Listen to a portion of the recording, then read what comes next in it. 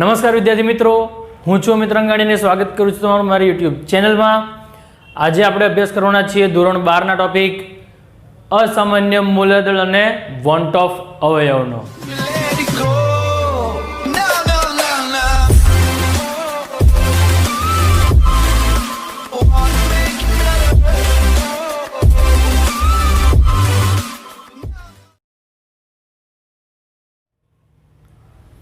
અસામાન્ય મૂલ્ય દળ એ કેવી રીતે ઉત્પન્ન થાય છે અને અસામાન્ય મૂલ્ય દળ કેવી રીતે બને છે એનો આપણે અભ્યાસ કરીએ અને એના પછી અસામાન્ય મૂલ્ય દળની જે સમસ્યા છે તેના નિવારણ માટે જે વોન્ટ ઓફ અવયવ છે એનો આપણે અભ્યાસ કરીશું. તો એના પહેલાં આપણે સમજી લઈએ કે અસામાન્ય મૂલ્ય દળ આવે છે કેવી રીતે. તો સૌપ્રથમ જુઓ, વિદ્યુત અવિભાજ્ય જે દ્રાવ્ય છે, કેવું વિદ્યુત અવિભાજ્ય દ્રાવ્ય હોય એ દ્રાવણ માટે કયા ગુણધર્મ લાગુ પડે? સંખ્યાત્મક ગુણધર્મ લાગુ પડે. વિદ્યુત અવિભાજ્ય એટલે શું થાય? વિદ્યુત અવિભાજ્ય એટલે કે જેનું આપણે દ્રાવણમાં દ્રાવ્ય કરીએ ત્યારે તેનું સુયોજન કે વિયોજન થવું જોઈએ નહીં.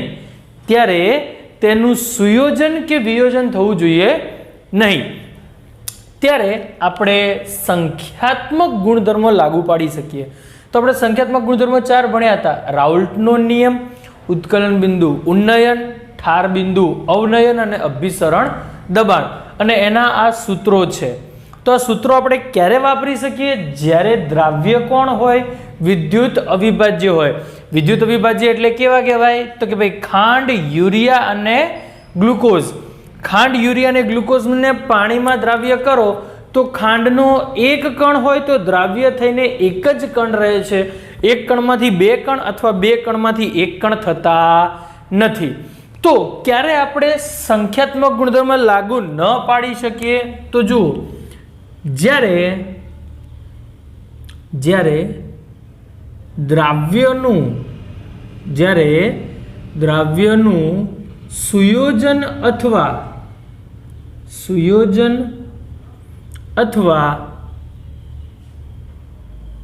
વિયોજન થાય, સુયોજન અથવા વિયોજન થાય ત્યારે સંખ્યાત્મક ગુણધર્મ લાગુ પાડી શકતા નથી. સંખ્યાત્મક ગુણધર્મો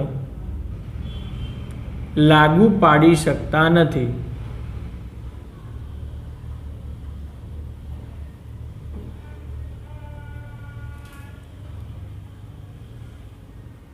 તો જ્યારે સુયોજન અથવા વિયોજન થશે ત્યારે સંખ્યાત્મક ગુણધર્મ લાગુ ના પાડી શકાય.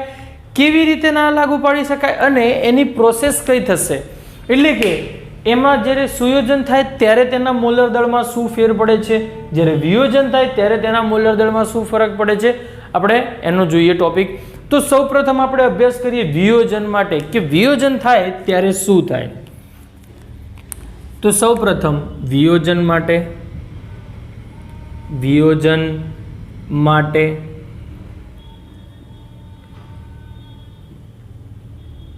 તો આપણને દરેકને ખબર છે વિયોજન થાય ત્યારે શું થાય.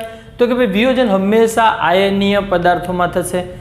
એક કણને દ્રાવ્ય કરીશું તો એમાંથી એક ધન આયન અને એક ઋણ આયન છૂટા પડશે, એટલે આયનીય પદાર્થોમાં વિયોજન થાય છે. તો દાખલા તરીકે આપણે KCl નું એક્ઝામ્પલ લઈએ જે ચોપડીમાં આપ્યું છે. બીજું પણ એક્ઝામ્પલ આપણે લઈ શકીએ પરંતુ ચોપડીમાં આપ્યું છે એટલે એને KCl તરીકે લઈશું. દાખલા તરીકે KCl નું સામાન્ય આણ્વીય દળ, દાખલા તરીકે આપણે KCl લઈએ, એનું KCl નું સામાન્ય આણ્વીય દળ અથવા સામાન્ય મોલર દળ લઈએ તો સામાન્ય મોલર દળ, એનું સામાન્ય મોલર દળ કેટલું આવે? તો કે ભાઈ K + Cl. પોટેશિયમનું આણ્વીય દળ, પરમાણ્વીય દળ કેટલું થાય? 39. ક્લોરીનનું 35.5. તો શું આવશે જવાબ? 74.5 ગ્રામ પ્રતિ મોલ. તો 1 મોલ KCl માં કેટલા ગ્રામ હોય છે? 74.5 ગ્રામ હોય. હવે આપણે તેને પાણીના પાત્રમાં એટલે કે આપણે તેને દ્રાવકમાં દ્રાવ્ય કરીએ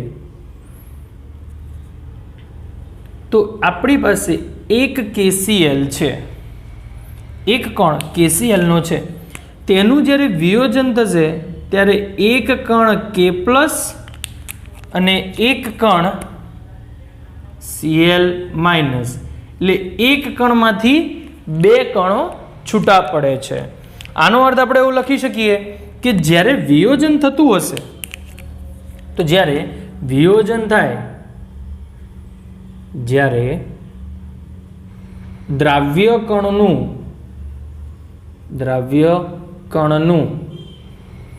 વિયોજન થાય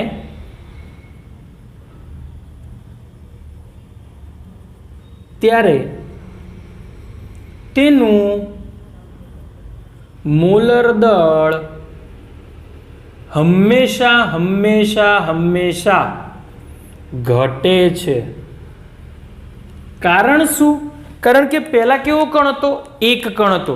આપણે એક કણને દ્રાવ્ય કર્યો અને દ્રાવ્ય થઈને એકમાંથી કેવા કણ થયા? બે કણ થાય છે. એટલે કે જ્યારે આપણે દ્રાવ્ય કર્યું ત્યારે KCl ઉપર જે KCl હતો એ કેટલો લીધો તો આપણે 1 મોલ લીધો, પણ દ્રાવ્ય થયા બધાના બે કણ છૂટા પડ્યા. બે કણ છૂટા પડ્યા એટલે 2 મોલ છૂટા પડે છે. તો 1 મોલ KCl નું સામાન્ય મોલર દળ કેટલું મળે છે? સામાન્ય મોલર દળ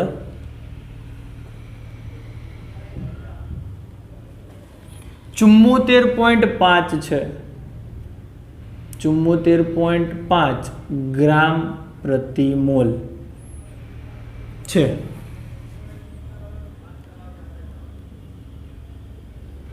પરંતુ જ્યારે વિયોજન થાય,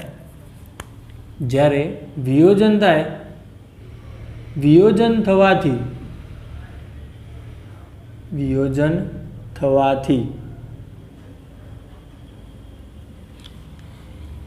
મોલર દળ જે આપણે 1 મોલ લીધું હતું એમાંથી બે કણો છૂટા પડે છે. બંને કણના 1 મોલ એટલે ટોટલ કેટલા મોલ થયા?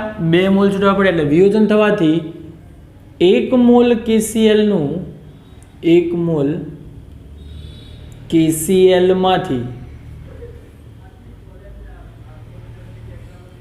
2 મોલ આયનો છૂટા પડે છે.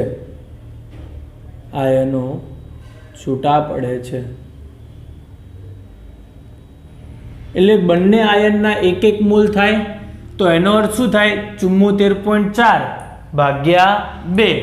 તો એનો અર્થ તેથી તેનું મોલર દળ, તેથી આયનોનું મોલર દળ કેટલું આવશે? તેથી આયનોના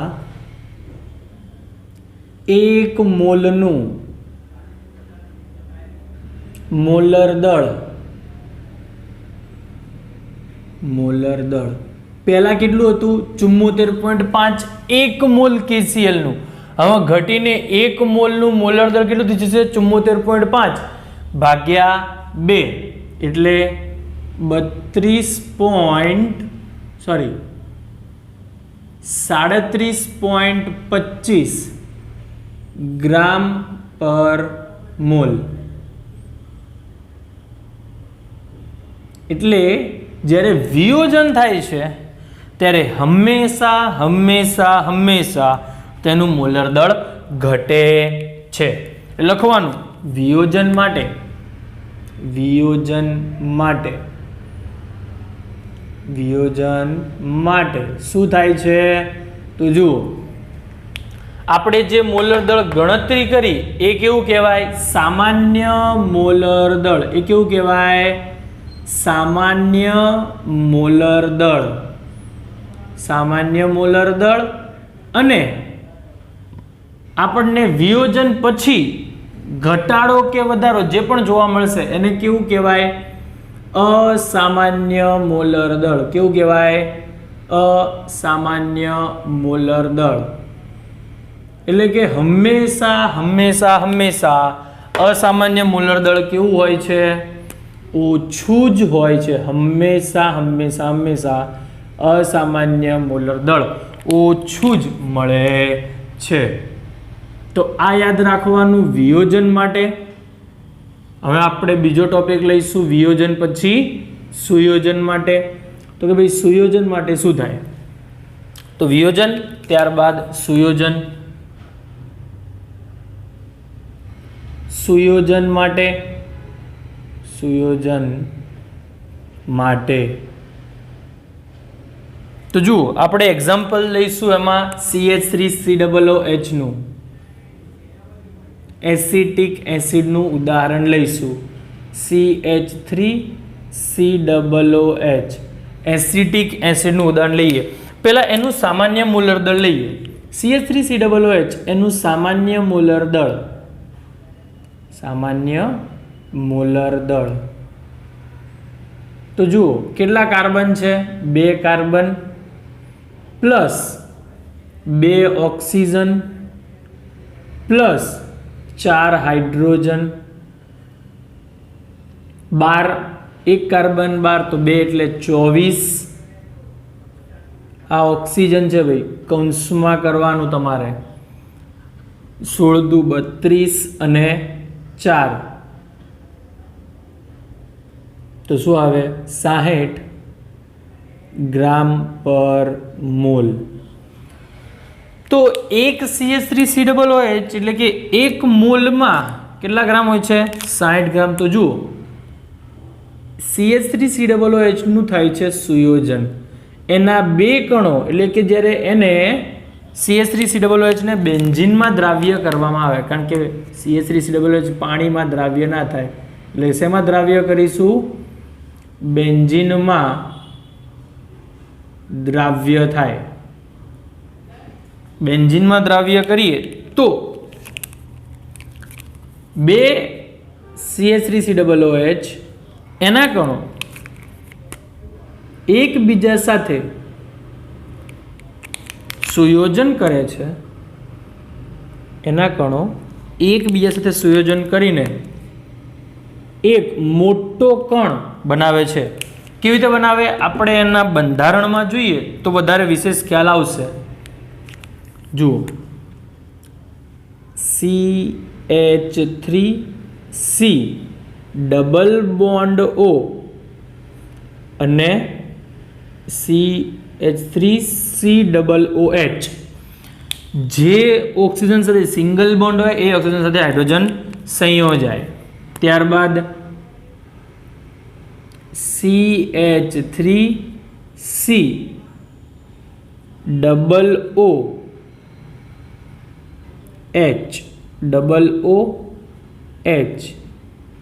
તો અહીં ઓક્સિજન અને હાઇડ્રોજન વચ્ચે H બંધ હાઇડ્રોજન બંધ સ્થપાય છે. આ હાઇડ્રોજન બંધ તમે ધોરણ 11 માં હાઇડ્રોજન ચેપ્ટરમાં ભણી ગયા હતા કે ભાઈ હાઇડ્રોજન અને ઓક્સિજન વચ્ચે શું સ્થપાય છે? હાઇડ્રોજન બંધ સ્થપાય છે. જેથી એક CH3COOH અને બીજો CH3COOH બંને ભેગા થઈને એક મોટો અણુ બનાવે છે. આને આવી રીતે લખી શકો કે ભાઈ 2CH3COOH. આ પ્રક્રિયા પ્રતિવર્તી પ્રક્રિયા હોય છે, કારણ કે એના હાઇડ્રોજન બંધ H બંધને તોડી શકાય છે એટલે પ્રતિવર્તી પ્રક્રિયા થઈ શું થશે? ટ્વાઇસ બનશે CH3COOH ટ્વાઇસ. એટલે કે 2 કણો ભેગા થઈને એક કણ બનાવે છે. તો એને શું કહેવાય? સુયોજન કહેવાય. તો જ્યારે 2 કણો એટલે એક 60 ગ્રામ બીજો કણ 60 ગ્રામ ભેગા થઈને કેટલો ગ્રામ બનાવશે? 120 ગ્રામ. તો એનું જે મોલર દળ છે એ કેવું થઈ ગયું? વધી ગયું. જેથી આપણે લખી શકાય કે જ્યારે દ્રાવ્ય કણોનું સુયોજન થાય, જ્યારે દ્રાવ્ય કણોનું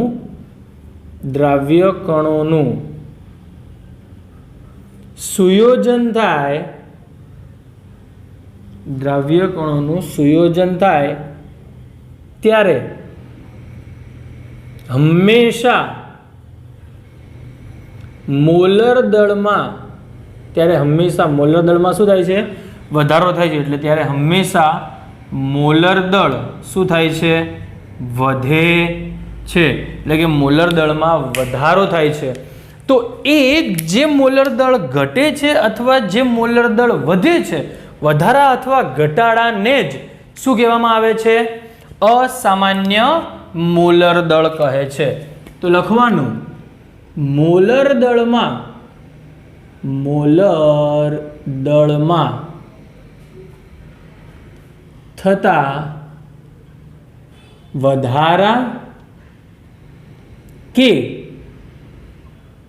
ઘટાડાથી વધારો થાય અથવા તો ઘટાડો થાય, વધારા અથવા ઘટાડાથી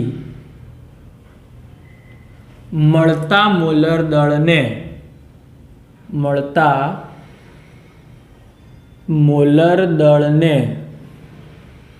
શું કહેવાય?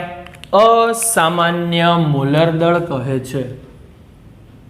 અસામાન્ય મોલર દળ કહે છે. અસામાન્ય મોલર દળ કહે છે. અને આ અસામાન્ય મોલર દળ અને સામાન્ય મોલર દળના તફાવતમાંથી એના નિવારણ કરવા માટે શું કરવામાં આવે છે? વોન્ટ ઓફ અવયવ શોધવામાં આવે. તો જુઓ, આપણે લખ્યું કે જ્યારે સુયોજન થાય ત્યારે મોલર દળ હંમેશા શું થાય છે? વધે છે. એટલે એના માટે લખવાનું સુયોજન માટે શું થશે? તો સુયોજન માટે સામાન્ય મોલર દળ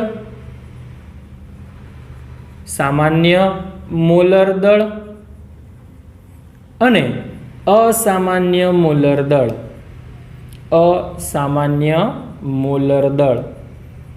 તો જુઓ, હંમેશા તમે સામાન્ય મોલર દળ 60 છે, એટલે એક કણનું 60 દ્રાવ્ય થઈ જાય ત્યારે બીજા કણનું પણ 60, એટલે 60 ઉમેરાઈને શું બની જશે? 120. એટલે હંમેશા દ્રાવ્ય થયા પછી અસામાન્ય મોલર દળનું હંમેશા કેવું હશે? વધારે હોય છે. એટલે આ યાદ રાખવાનું, સુયોજનમાં અસામાન્ય મોલર દળ હંમેશા વધુ અને વિયોજનમાં અસામાન્ય મોલર દળ હંમેશા ઓછો હોય છે. તો અસામાન્ય મોલર દળના આ સમસ્યાના નિવારણ માટે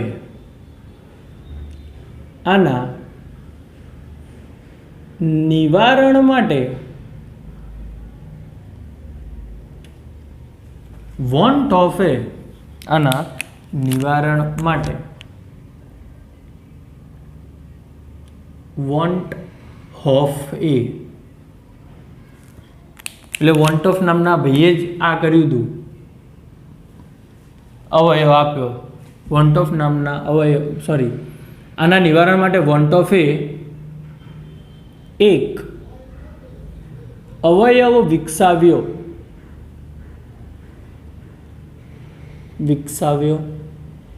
અથવા તો આપ્યો એવું બી કહી શક્યો. બરાબર? કે ભાઈ એક અવયવ આપ્યો જેને વોન્ટ ઓફ અવયવ કહે છે. જેને વોન્ટ ઓફ અવયવ કહે છે. એને આઈ વડે દર્શાવાય. તો એનું સૂત્ર શું થશે? વોન્ટ ઓફ અવયવ આઈ બરાબર ઉપર આવશે સામાન્ય મોલર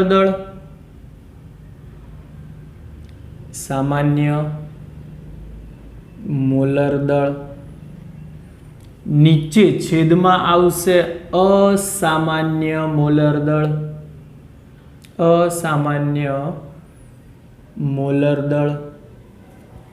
ત્યારબાદ બીજું સૂત્ર જુઓ, સામાન્ય મોલર દળ ક્યારે હોય? સામાન્ય મોલર દળ ક્યારે હોય? જ્યારે એનું સુયોજન અથવા વિયોજન ના થયું હોય, અથવા તો એવું કહી શકીએ કે ભાઈ પ્રાયોગિક મૂલ્ય. બરાબર છે? ત્યારબાદ આપણે એવું ઉપર અવલોકન કરેલું પ્રાયોગિક મૂલ્ય લઈ શકીએ.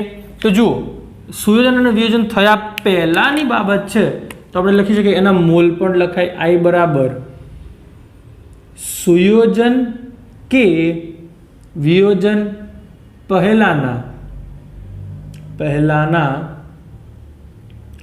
દ્રાવ્યના મોલ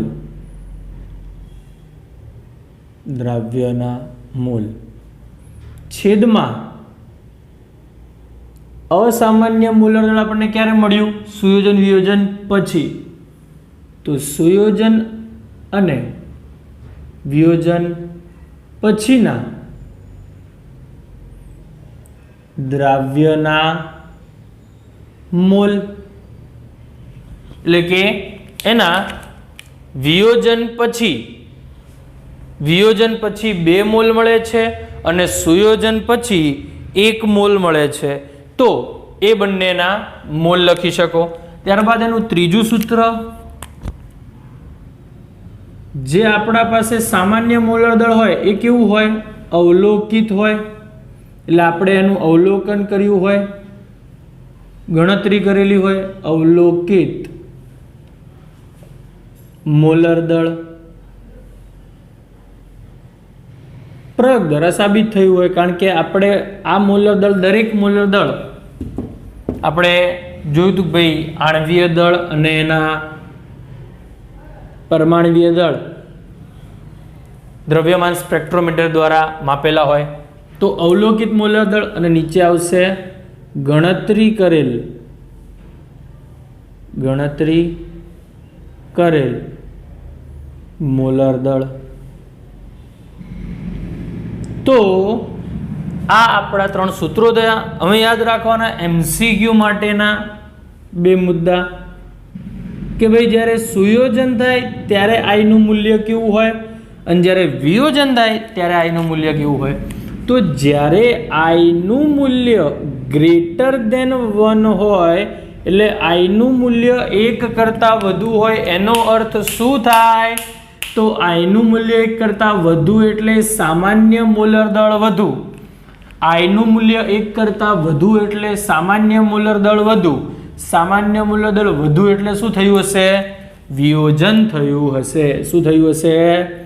વિયોજન થાય તો જ I નું મૂલ્ય 1 કરતાં વધુ મળે. એટલે જ્યારે વિયોજન થાય ત્યારે હંમેશા વોન્ટ ઓફ અવયવ 1 કરતાં વધુ મળશે. અને બીજું કે I નું મૂલ્ય 1 કરતાં ઓછું ક્યારે હોય? તો I નું મૂલ્ય 1 કરતાં ઓછું ક્યારે હોય એ પણ હવે ખબર પડે કે I નું મૂલ્ય 1 કરતાં ઓછું ક્યારે? જ્યારે ભાગાકારમાં સામાન્ય મોલર દળ ઓછો હોય. તો સામાન્ય મોલર દળ ઓછો ક્યારે હોય? જ્યારે સુયોજન થાય. તો સુયોજન દરમિયાન વોન્ટ ઓફ અવયવ એનું મૂલ્ય 1 કરતાં કેવું મળશે? ઓછું મળશે. તો આપણે સુયોજન અને વિયોજન થાય ત્યારે સૂત્ર કેવા લેવાના? I વાળા. તો અહીંયા ક્યાંય I આપેલો નથી. તો આપણે અત્યાર સુધી આપણે સંખ્યાત્મક ગુણધર્મવાળા સૂત્રો ફક્ત શેમાં વાપરતા હતા? ખાંડ, યુરિયા અને ગ્લુકોઝ સુધી વાપરતા હતા.